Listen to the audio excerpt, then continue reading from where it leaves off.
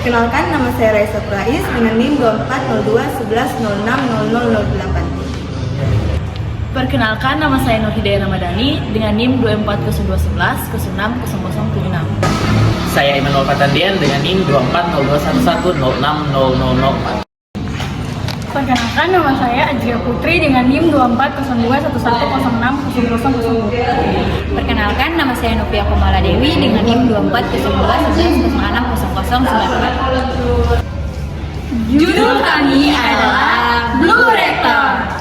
Inovasi reaktor hidrotermal portable berbasis kecerdasan buatan dan mikroorganisme laut untuk transformasi limbah maritim menjadi energi kemandirian pelabuhan Indonesia. 1.1 Latar belakang. Indonesia sebagai negara kepulauan dengan garis pantai terpanjang memiliki potensi maritim besar. Namun, pelabuhan kecil dan daerah pesisir masih menghadapi dua masalah utama. Yang pertama, limbah maritim organik dan anorganik belum dikelola dengan baik. Yang kedua, akses energi bersih masih terbatas. Masyarakat bergantung pada genset berbahan bakar fosil yang mahal dan mencemari lingkungan.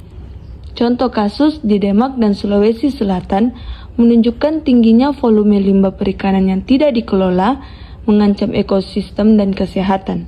Keterbatasan listrik juga menghambat aktivitas produktif masyarakat pesisir. Kondisi ini menuntut hadirnya teknologi terintegrasi yang mampu mengolah limbah dan menghasilkan energi bersih secara lokal. Selanjutnya kita masuk pada poin 1.2 yaitu manfaat. Blue Reactor diharapkan memberi manfaat luas. Yang pertama dalam sektor lingkungan, mengurangi pencemaran laut dan penyebaran penyakit. Yang kedua dalam sektor energi, menyediakan listrik bersih untuk pelabuhan dan masyarakat. Yang ketiga dalam sektor ekonomi, menekan biaya operasional dan mendorong ekonomi sirkular. Yang keempat dalam sektor sosial dan teknologi, meningkatkan literasi teknologi dan membuka peluang kerja di komunitas pesisir. 1.3 yaitu tujuan merancang Blue Reactor, yaitu reaktor hidrotermal portable berbasis yang pertama AI untuk kontrol otomatis, yang kedua proses termokimia bersuhu dan tekanan tinggi, yang ketiga mikroorganisme laut lokal. Tujuannya adalah mengelola limbah maritim menjadi energi bersih, meningkatkan efisiensi pengelolaan limbah di wilayah terpencil, dan mengurangi ketergantungan pada energi fosil melalui sistem portable dan desentralisasi.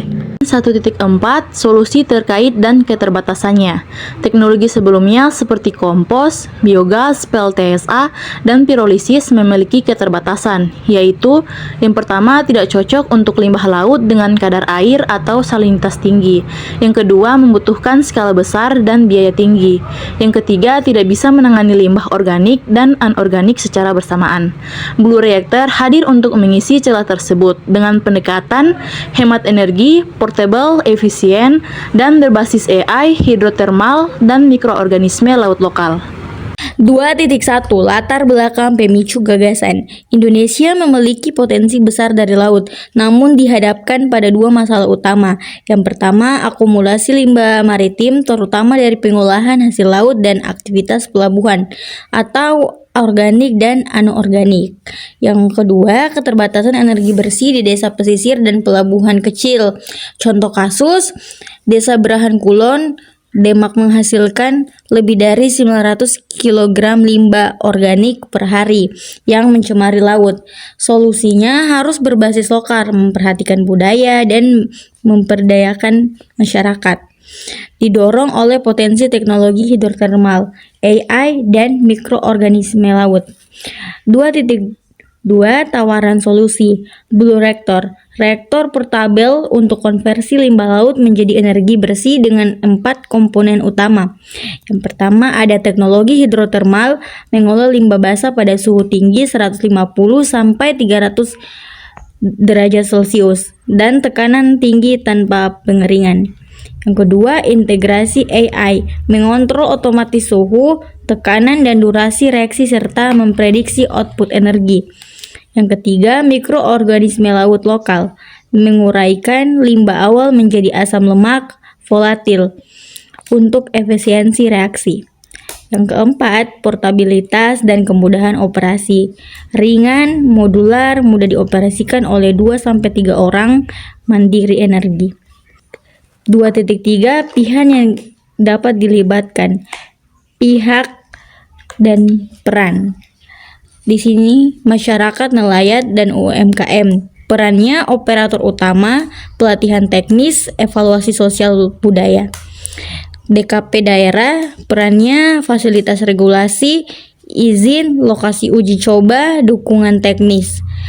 Sini universitas dan lembaga riset, perannya validasi teknologi, pelatihan SDM, dokumentasi limbah.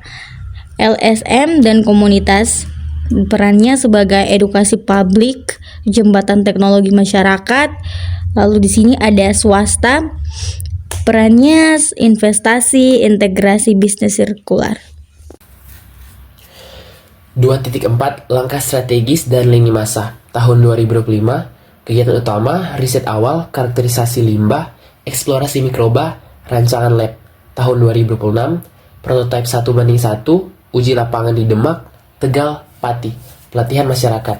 Tahun 2027, finalisasi desain, paten, SOP, sertifikasi, kajian LCA. Tahun 2028, replikasi regional lebih dari 5 wilayah.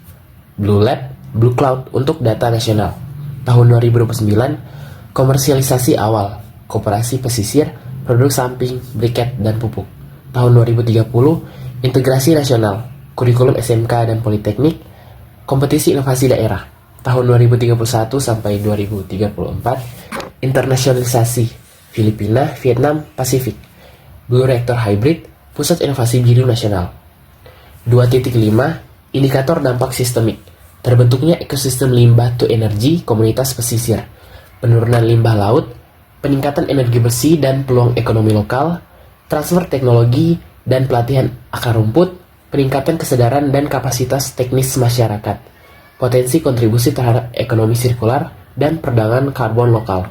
3.1 Hasil akhir, Blue Reactor menawarkan solusi inovatif terhadap permasalahan limbah maritim dan krisis energi pesisir dengan memerlukan reaksi hidrotermal, mikroorganisme laut, dan kecerdasan buatan AI.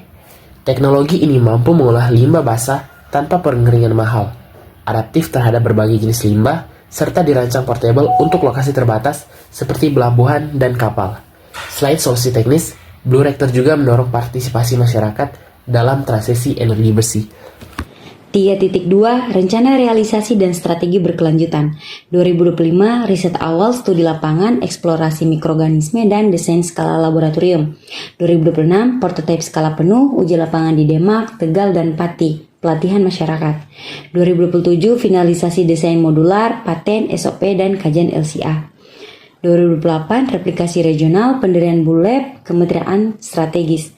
2029 Komersialisasi awal, pengembangan generasi kedua, sistem koperasi, dan uji perdagangan karbon lokal.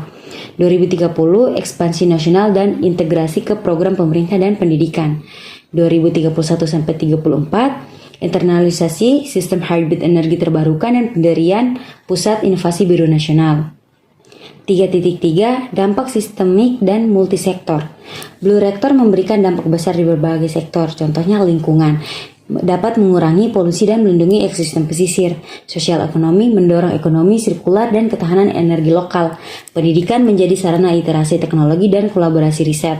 Kebijakan nasional itu menjadi model replikasi desa pesisir berbasis teknologi. 3.4 Visi jangka panjang. Blue Reactor akan berkembang menjadi ekosistem teknologi berkelanjutan dengan adanya integrasi energi surya dan material ramah lingkungan, pemantauan berbasis IoT, kolaborasi dengan startup maritim, dan menjadi simbol pesisir Indonesia yang hijau, mandiri, dan tangguh. Berikut ini merupakan visualisasi dari proyek yang kami buat. Thank you for watching. Bye.